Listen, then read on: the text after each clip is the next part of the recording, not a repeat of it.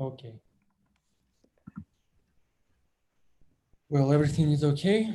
So let's start. Hi, everyone. My name is David, and I'm from Checkaso. And today we have a webinar with our friends from Phiture.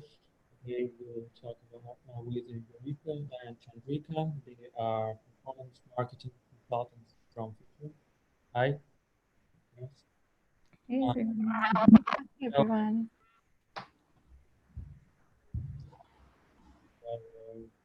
presentation and go further. So we have a plan for today, and we are going to talk about an ASO, the power of ASO, about paid channels, and the best practices of this strategy for ASO and paid channels, especially with Apple searches. And also we will mention post-install metrics. And after all of this, we are going to answer your question if you will have some. So that's our plan, and let's start. Well, let's take a look at some statistics. 65% of all downloads in the App Store occur after search. So, and 70% of all App Store visitors are using search to find apps and games. And ASO is the surest way for your app or game to take a share of this traffic. So this way it helps to boost your app visibility, to attract new users and new installs. And with your algorithm change and new apps coming out every day, SO is an ongoing process, and you should remember that. And for maximum outcome, you should work on it constantly and analyze your result and adjust the strategy accordingly. So um, let's talk about a little bit about the basics. Maybe you know, but SO is not as popular as it should be for a lot of people, and often people who work with apps or app developers also don't understand how the optimization works actually, why they should do it, and how to track its efficiency. And in this case, I say that every app is optimized in some way. So there is no app without optimization. And it's impossible to release an app without icon, title, subtitle, or screenshots. So it's already an ASO. And the question here is if all these elements are compiled with store guidelines or is just totally random. So it's very common to think that organic traffic will come organically. Well, if your app is a leader in its niche, with high brand awareness, and it's not for you just send few press releases and to achieve your goals. Then if you're a small app, if you're just a VPN client, VPN app, or photo editor app, um, that operates in high competitive categories, it's very unlikely that people will pick your app out of tens and hundreds of single products. So there is another thing I need to say. The audience from the search is probably the most precious one, and potential users look for your app on a purpose, so it's more likely for them to make a thought-through decision to install and perform target action like purchase or subscription. So that's why SEO is crucial when you are releasing or promoting your app. So let's see the power of ASO on a real case. Well, this is the app which is called Threads, and this app helps everyone who has Instagram account to monetize it by posting different advertising posts of different brands. So we have cooperated with them on ASO, and now let's move to our platform to check ASO. And well, once you add your app on our platform, you trace the level of your ASO and form it in ASO index, in form of ASO index here you can see. And it's perfect starting point for you to analyze your ASO strategy, your level of ASO. So when we start working with threads, their ASO index was just 2.5.2, 4.3.2, sorry. And after the first iteration, it became 6.8, and then 6.2, and then 6.8. So back to our presentation, it also got a bunch of new keywords, and here you put a screenshot, which shows ranking history of 30 keywords with best volume. We got indexed by 30 new keywords with average search volume of 63, and got in top ranks by 11 keywords.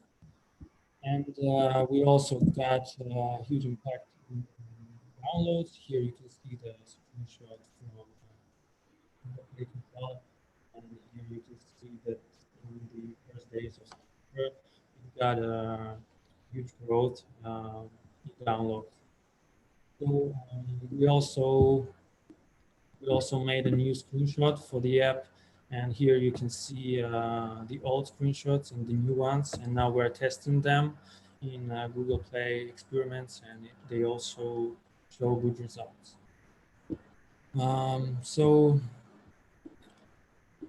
back and sorry. So as you can see, the ASO works, but there is another way to stimulate your organic traffic, and altogether they make your user acquisition strategy. So ASO plus paid channel strategies can increase your ASO and by improving keywords, for example, or your conversion rate, or maybe increasing cost per install, and also maybe improve stats from Explore and Browse channel.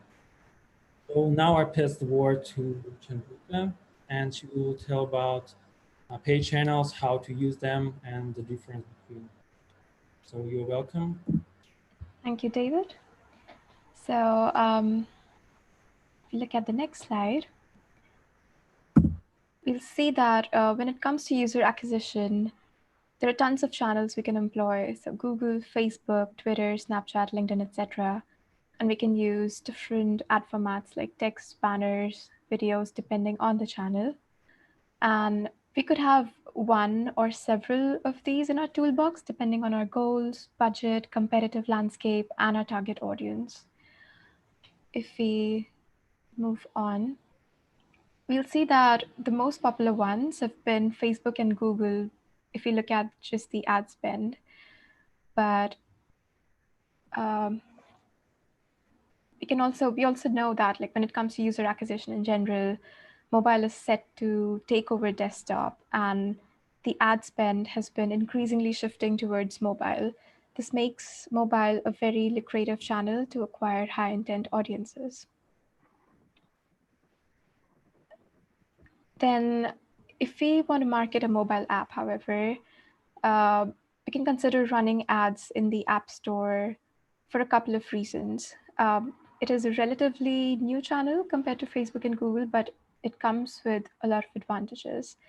So the App Store has about 500 million weekly visitors.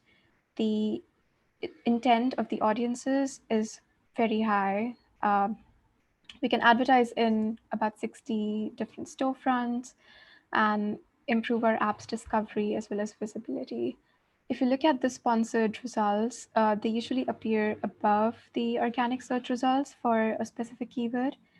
And it's actually very interesting. If we run ads here, we're able to gather data, and through that data, we can draw a lot of insights that drive not just your ASA strategy, but also ASO. Now, you might have a question, how do I even start with ASA?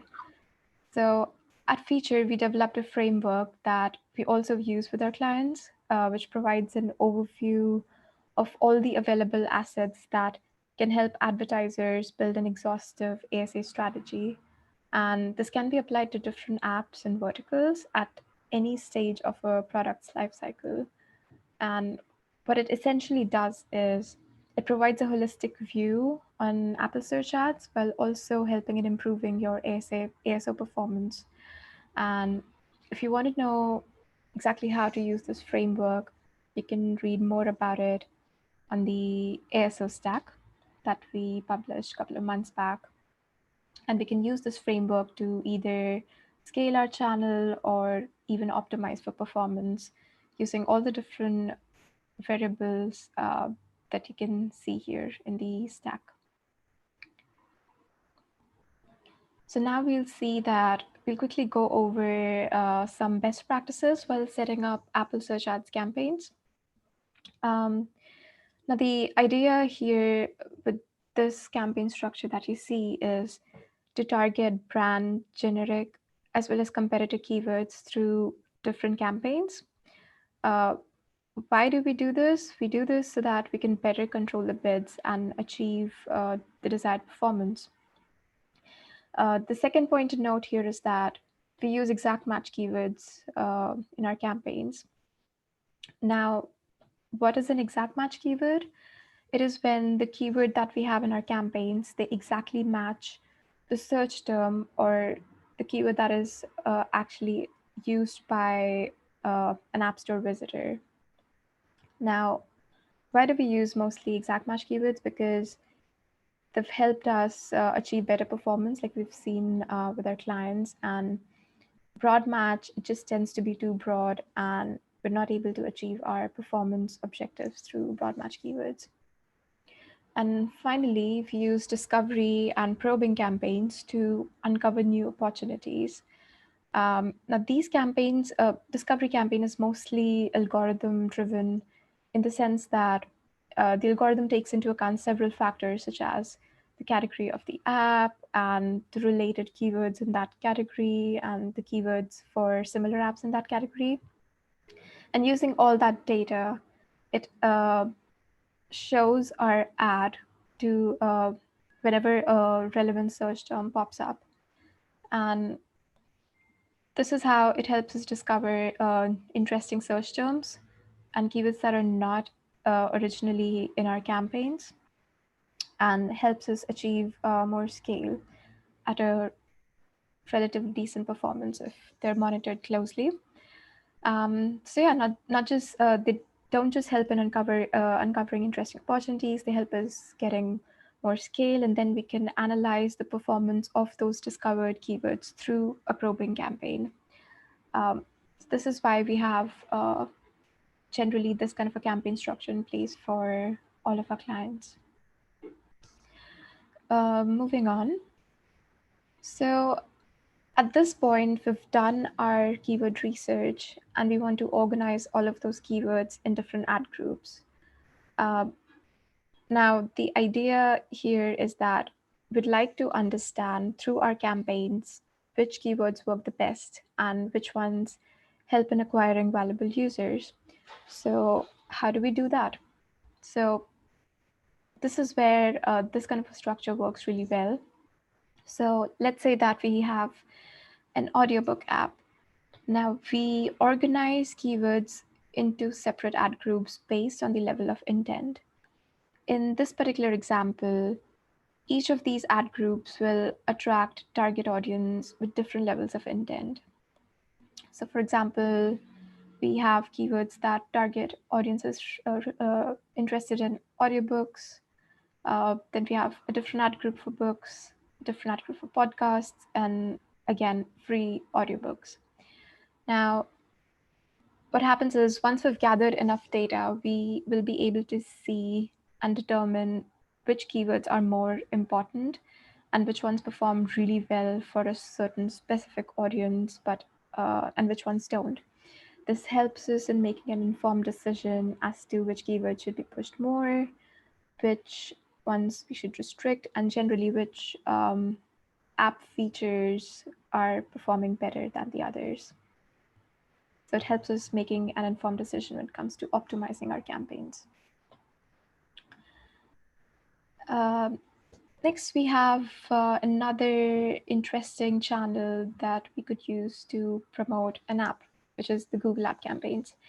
Now, Google App campaigns are different from the campaigns that we run on the App Store in the sense that they're driven by machine learning algorithms entirely, and they're focused on creatives more than keywords, like we have in Apple search ads. And where do those ads then appear? So the Google App campaigns that we run, the ads would appear on Google Play Store, YouTube, Google Discover, Google Search Network, and Google Display Network. It depends on the kind of assets, creative assets we've provided in the campaign. So they could be text or video or even banners, the kind of bids that we have, and the inventory that we have available depending on our bids. Next, we'll see that when it comes to Google App campaigns, we must absolutely make sure that we're choosing the right goal. So that's the first step. Now, there are different bidding strategies that we have here. So we have campaigns that could be optimized for getting as many installs as possible. Then there are campaigns that are focused on installs, but also target users that are more likely to perform a specific in-app action that we provide. Then we have an actions campaign, which optimizes towards a specific in-app action. So it could be purchase or subscription, etc. And then finally, we have a value campaign, which tries to maximize the in-app events that lead to the target ROAS. So the idea here is that if you have an app that is new to the App Store and we want to introduce it to the audience, and our main focus is to drive scale, then we must start a campaign that is optimized for installs. And then once we've gathered enough data and enough volume, we can then switch to a campaign that is focused on a specific in-app action. The in-app action could also be a mid-funnel event and not necessarily the final event that we're interested in, so that the algorithm has enough data to work with and we can reach a performance in an optimal way. And then finally, we can move to optimizing towards a specific in-app action. If we move on to the next slide, we'll see that the way we structure campaigns in GAC is slightly different from how we do it in Apple Search Ads. So here you can see that we segment our campaigns based on the campaign goals. So we can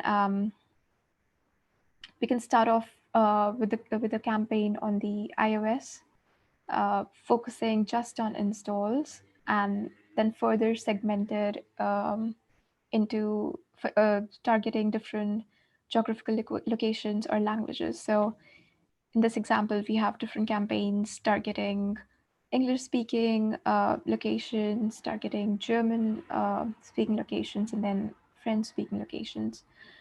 Once we've gathered enough data in this phase one, we can switch to an actions campaign, which focuses on a specific in-app event, and have a similar campaign structure for that campaign as well. This again helps us understanding what works better and understanding our target audience as well. If we look at the next slide. Now here, we've listed some good and bad practices when it comes to setting up campaigns. Now, the first example that you see is the first campaign focusing on installs, targeting basically UK. The second campaign is also install optimized, but it's targeting all storefronts.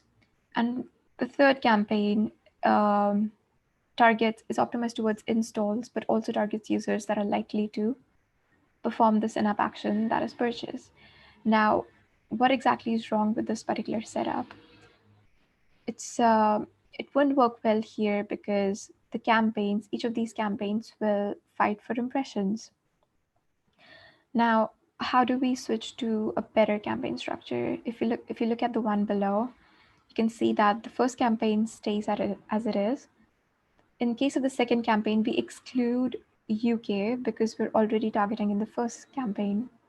And finally, in the third campaign, since the first two campaigns are focused on installs, we have the final campaign that's just focused on the purchase event. So this way, the campaigns work optimally and they don't fight for impressions, and we end up at a performance level that's desirable. Now, here we look at an example of how we organize ad groups in GSE. Now, the ad group structure here is somewhat similar to what we implement in the ASA, in the sense that each of these ad groups is conceptually different, but they're still linked to the app. And what the structure helps us with is it helps in testing which value proposition or which app features they work well and which ones don't. For example, if you look at an app in the travel vertical, for example, we could have ad groups that focus on trip planning, for instance, a second ad group focusing on travel deals, a third ad group focusing on top destinations, for example. What that means is that each of those ad groups will have assets, so text asset, banners, as well as video assets that focus on that particular value proposition. And this is really helpful when it comes to understanding what kind of messaging and which features work best for a specific geographical location, for instance. Now, finally, we've seen that Google App campaigns, they're highly creative driven. So we need to take care of some best practices to make sure that we achieve our target performance. So the first best practice is to diversify and use the maximum allowed number of assets in each of the ad groups. This would help the algorithm play around with different combinations and then come up with the best possible combination. The next is being in alignment with the campaign goals. So if we have a campaign that is focused on installs, for example, then our assets and the call to action that is specified within the asset should be closely tied with that goal. So we cannot have we can have a call to action, for example, that says download now, but we cannot have something that says subscribe, for instance. The next best practice is to align with the theme. So like we saw before, each of the ad groups has a very specific theme, and the assets within those ad groups should be closely tied with that theme. Next, of course, goes without saying, the assets should be of high quality so that we don't compromise on our click-through rate and the algorithm actually serves the assets, and we have a higher volume of inventory available to us. The next best practice is to perform a slow and periodic refreshment. What that means is that once we've given the app campaign sufficient time to run, and once we've gathered sufficient data, we'll be able to see which assets work well and which ones don't. And we should start off with replacing the poorly performing assets first, and then iterating on the best performing ones. And then finally, the assets should conform to Google ad policies for the specific storefront that we're running the campaigns in. So I'll now hand it over to Jorieke, who will talk about the ASO and ASA synergies and how to be optimized for that. Okay, thank you, Chandricka, so much for your speech. I will say also a few words. The next topic is about ASO and paid channels, especially Apple search ads. And well, it's important to understand that there is that ad campaigns, Apple search ads, and ASO, especially visual optimization, are connected and affect each other. And because it's literally impossible to ignore the app page, because when user come to click the ad, he always look and see the app page and then decide to install or not to install the app. So let's talk about difference between users from different channels. So let's move to another slide, and let's see this video ad. And users from ads are motivated and have specific expectation when they click the ad banner. And these slides show a good example of how an ad and ASO strategy cooperates with an app page in the store. Users see the ad, he click the ad banner or video, and then he see the similar visual elements in Apple App Store, and his expectation and the reality meet each other, and he decides to download the app. But users from the search can be not sure about what they are looking for example. And the first impression, I mean icon, screenshots, ratings, and reviews is crucial here because it's the first thing they see, and it's especially if we are talking about traffic from browse or explore traffic, explore channels, sorry. Well, if you are optimized your app page only for paid channels, you probably lose some of the organic traffic. And from our experience, I can say that if you focus on organic users at once, the ones from paid channel will less likely will fall off from the app page because the app, the organic traffic is much more it's much more better, for example, for us, and it gives much more uplift for your marketing strategy, acquisition strategy. So now I pass the word to Jorieke, and she will talk about Apple Search Ads and ASO and how they contribute with each other. You're welcome. Super. Thanks, David. So yeah, I'd like to talk about a couple of synergies between Apple Search Ads and ASO. There are a couple of factors in which they influence each other in a positive way. I would firstly like to point out how ASA can cause an uplift in organic downloads. So running Apple Search Ads campaigns for your app can result in an organic uplift and can really support your ASO efforts. And with an organic uplift, I mean it could lead to an increase in organic visibility, an improved conversion rates, and better keyword rankings. It can generally happen because of higher visibility for certain keywords, as well as a higher conversion for these keywords. When your app receives more downloads, its organic keyword ranking is likely to grow. This means that ASA is able to generate an organic uplift for your keyword ranking since it will generate additional downloads. Also, due to an increase in downloads, your app will be ranking higher in its category, and therefore it will attract more downloads via browse. So yeah, Apple Search Ad can be a great tool, not only to increase your skill, but also to help with the better performance. Another way that Apple Search Ads creates valuable insights for your ASO strategy is by running creative set tests. I would like to talk a bit more in detail about that further in the presentation. And also updating your metadata with keywords that are performing well on ASA can have a positive impact on your app's visibility. Now, if we can move to the next slide, I would like to share a feature strategy of tackling this with our optimal keyword set generator. Thank you. So at Feature, we have developed a tool which helps us generate keyword sets, which we can implement in the App Store metadata. It is a automated algorithm that makes it quite low effort to generate these keyword sets, which is especially useful if you are generating the metadata for a lot of different storefronts. So in your metadata, you would like to target high volume keywords that are most relevant to your app.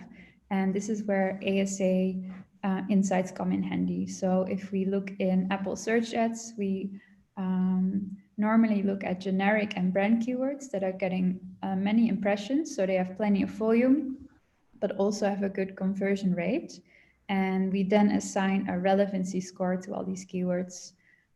Those well-performing ASA keywords will be categorized as extremely relevant. This relevancy score functions as a multiplier when we look at the volume times relevance calculation. And the algorithm looks at the search volume, the popularity score, as well as the combination that the keyword makes with all the other words in the title and in the subtitle. And finally, taking all these factors into account, it generates an optimal set of keywords for the App Store metadata. Now moving on, I would like to, as I mentioned before, talk a little bit more about the creative set testing and how that can help you get an organic uplift. So in the App Store, you can upload up to 10 creative assets for your app.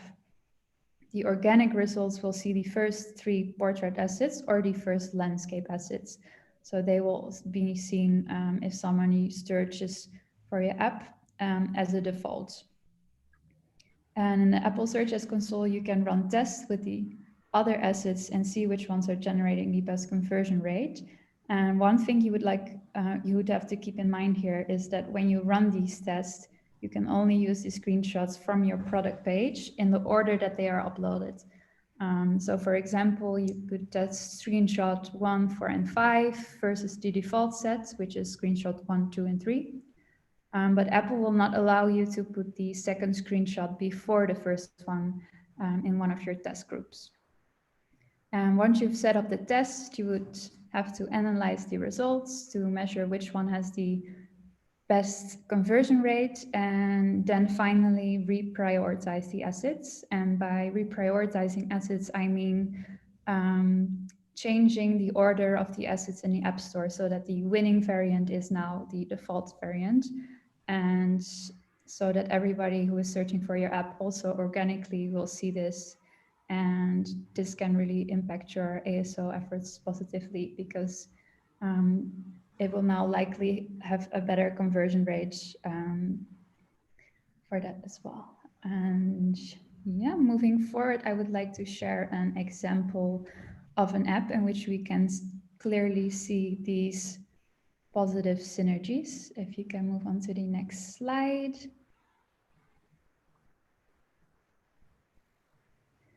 Yeah, so unfortunately, I cannot disclose the actual name of the app, so let's call it App X today. So in the case of App X, we have started running ASO since August last year. And in April of this year, we have started running Apple search ads for them. So I'm sorry, something wrong. No worries. With our presentation.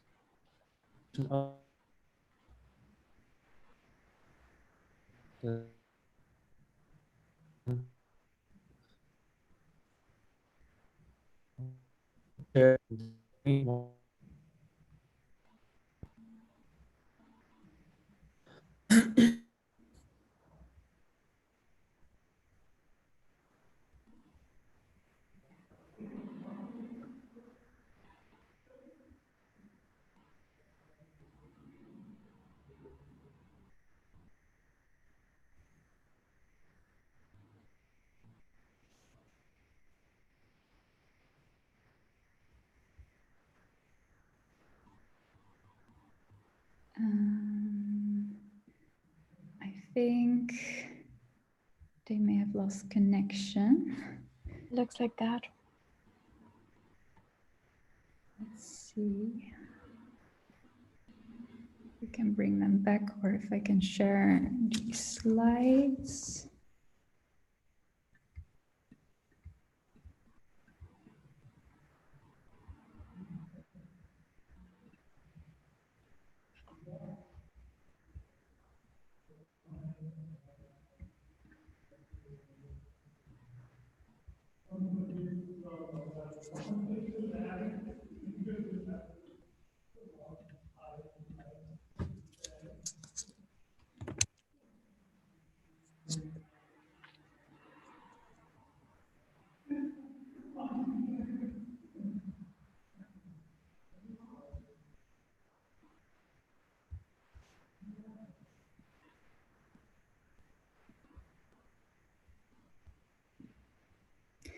Let me just share my screen in the meantime with the slides so we can continue and see. Wait.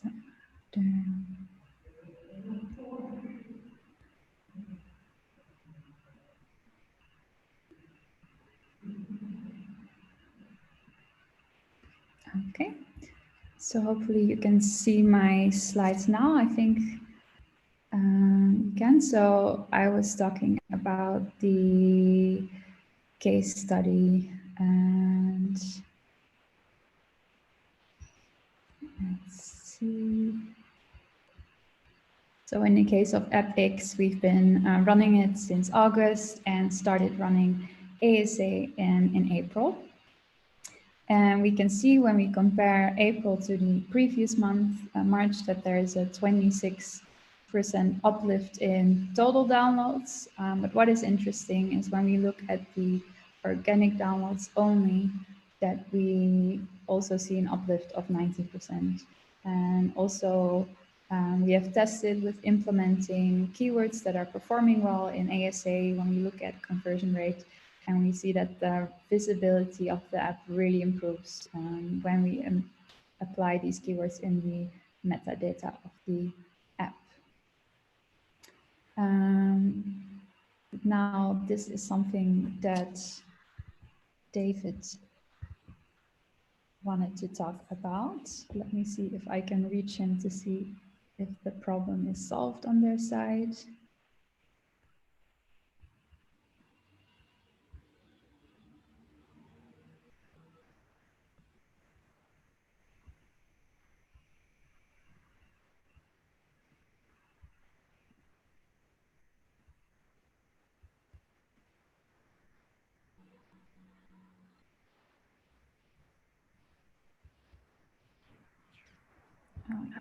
I'm sorry, can you hear me?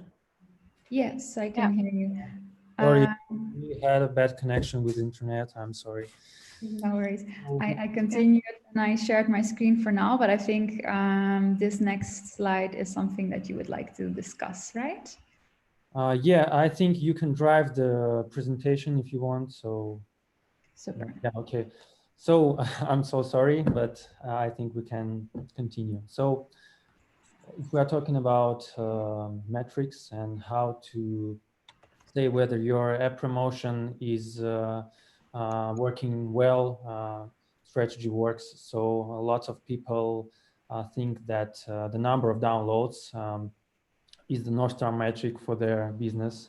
And they evaluate the success of the promotion by this metric. But though, as usually it happens, the quantity doesn't equal quality. So to rate your user acquisition strategy, first, I think you should pick the metrics that are important for your business, first of all.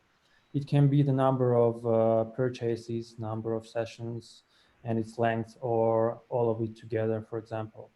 And once you pick the right metrics and started their analysis, you can adjust your strategy and your funnels and focus on the most valuable traffic for your business, for your app. And with that, there are essential metrics to track and analyze that they affect your promotion results.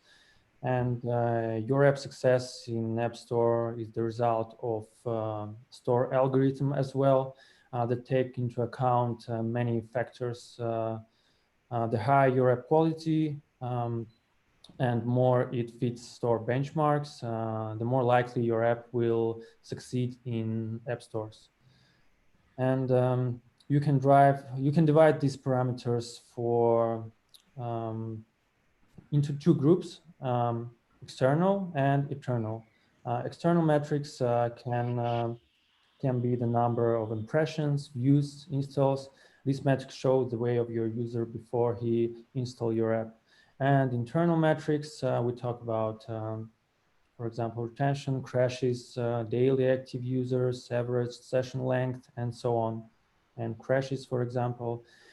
And we divide these two groups, but the good news is that you can affect them directly.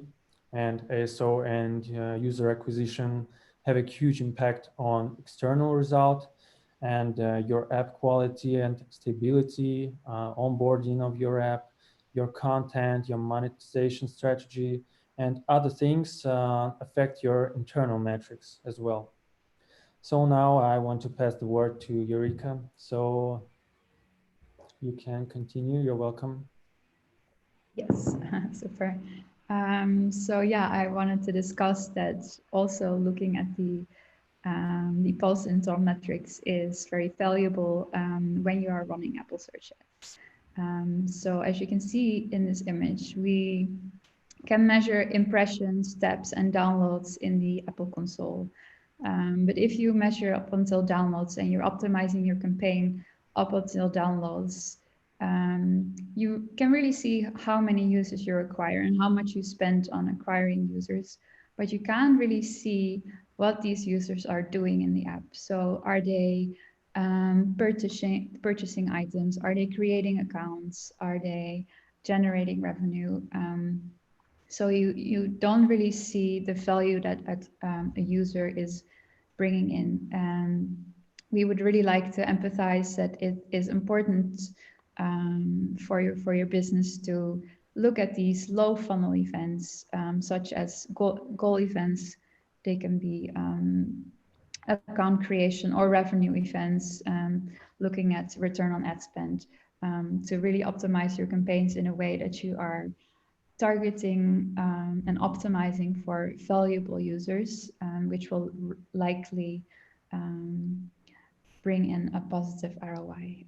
So if we look at these installs, goal events, and revenue events that happen in the app, they get measured by a mobile measurement partner, MMP, such as Adjust or AppsFlyer. And in these tools, we can measure what is happening in the event exactly, in the app exactly. And yeah, so we also really recommend working with a third-party tool. And a third-party tool, you can see a holistic overview of all the Apple KPIs, such as impressions, taps, downloads, but also the things that are measured in the app by the mobile measurement partner. And you can see a holistic view of all these KPIs together, and you can really, on a keyword level or an ad group level, optimize to target high value users and ensure a positive ROI and successful business models. So that's also what you see here in this funnel, where we empathize to optimize for either goal events or for revenue events. And if we move on, of course, I'm talking about tracking what users do in the app via an MMP. Some of you may know with the new iOS 14, there are some changes that are happening in the ad industry. As of beginning of next year, it will be harder for us to see what users are exactly doing in the app, because they would have to give consent to be tracked in the app. Now it's only the case that they can go to their settings and to turn the limited ad tracking on, but now it will be a standard that they have to give consent. So what we predict is that we can measure a lot less users, so we have a lot less information to work with when we look at these in-app events, what we want to optimize for. So what would change for user acquisition teams is that it will be more of a probabilistic strategy than a deterministic, because we have less data to work with. what we can do is implementing an SK ad network, which is Apple's way of still being able to track what a user is doing, but ensuring the user's privacy. But this comes with some limitations. So what would be interesting in the coming months is to really keep on seeing what the MMPs are doing, how they are planning to solve this issue or work with this issue, and also thinking about staying up to date and getting ready for the new adjustments. Well, thank you, Jorieke. So that was a great speech. And to sum up, I want to say just a few words about everything that we discussed today. We have 4 points, and you should remember that to maximize the effect, use both ASO and UA strategies. It means the effect of your marketing strategy. And you should also track mobile marketing trends to be one of the first to use them. For example, we saw about Apple Search Ad Stack, and Phiture also has ASO stack as well. So yeah, you should also find your perfect set of KPIs and focus on it. And at the end, monitor external and internal app metrics together to get well. So now we can move to the next slide, and that's it for today. Thank you so much, Chandricka and Jorieke. That was a great speech.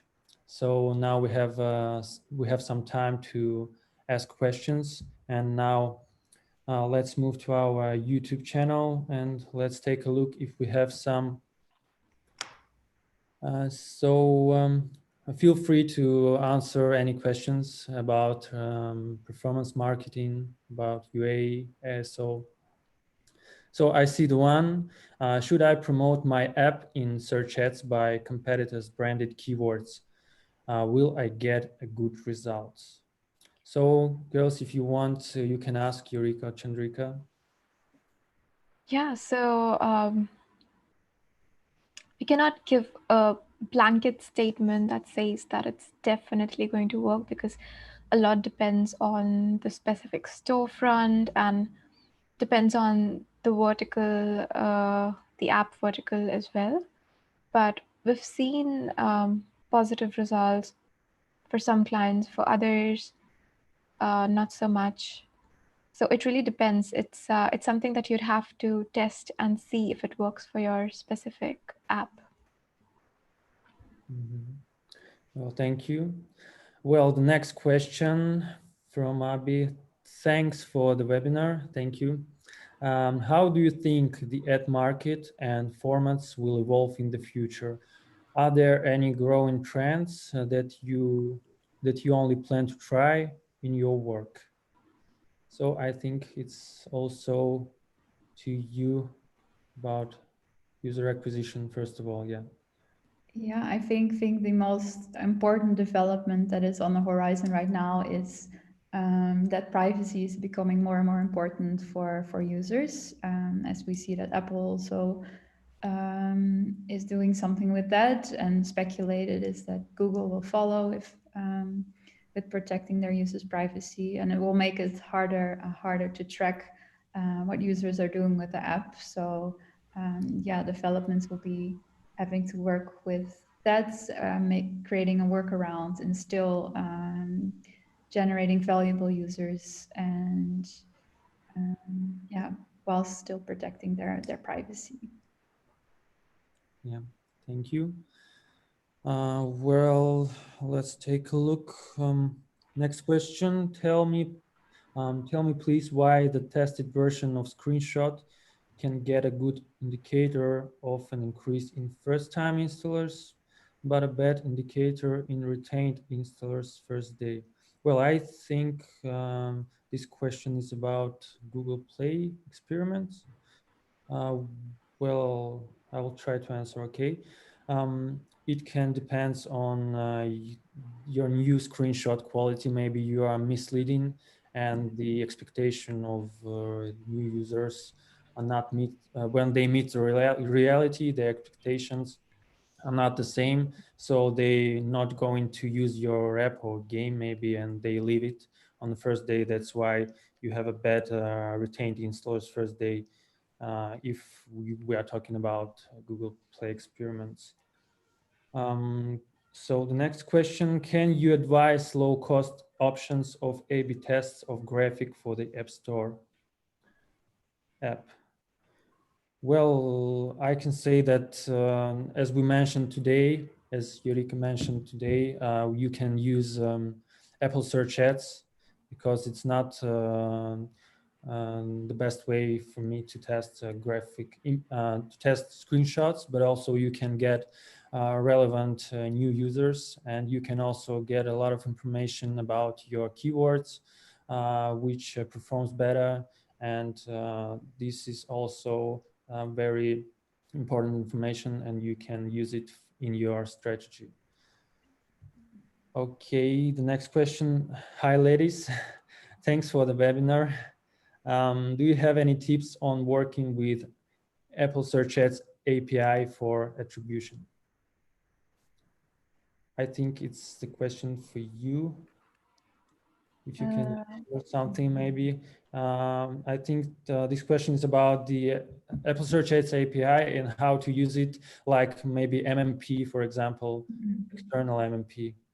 Yeah, so our recommendation is to work with the third-party tool. So they will be connected with the Apple API, but also they will sync with the MMP's data, so you can see an overall overview of all the data coming in from the start of the user journey. So from the tab and impression to the end, to like in-app events, specific in-app events you'd like to choose yourself. So I'm not sure if that answers the question correctly, but that's yeah, what we recommend as a best I think that's good. Yeah, thank you. And David, thank you. Thanks too. Well, we have one more. Thanks, guys. David, tell me, please, are there any iOS 14 updates you need to take into account when doing ASO at the moment? Well, I don't remember everything, but I can mention, for example, app clips, also that you don't need to use specific words with mistakes, for example, games and game with letter not A or E maybe. If you use the words with mistakes, you don't need to do that at all now. And we also have a good article in our blog, so you can go and read a lot of interesting information. Maybe you can find something more in the article. So I guess guys from the Phiture also has a lot of information about this. Yeah, I think our colleague Anton also posted an article about the iOS 14 updates and how that affects ASO predominantly.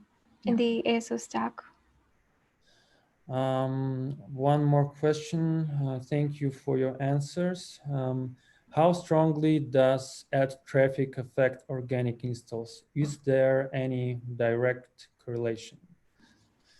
Well, I can say that I can't say that there is a direct correlation, but it's strong enough to affect your organic traffic. So it will be a short answer from me. If you have to add something, you can please. Yeah, I think it's hard to measure the exact correlation because there's so many factors that are influenced, but we can really see that if we start running ASA for an app, that the organic that there is also a big organic uplifts. So there's definitely a correlation there. Yeah, thank you. Well, I think we don't have any questions yet, so I think we can finish our webinar. So thank you everyone for joining us today. Thank you, Chandricka, Jorieke, for your speech today. It was really interesting and great. And I think that's it. We I guess we will see you in our next webinars. You can check our websites, checkaso.com and phiture.com, and get more interesting information about ASO and app strategies and so on. So, well, thank you, everyone. So, goodbye. Thanks, David. Thank you. Yeah. Thank you, David. Have a good evening.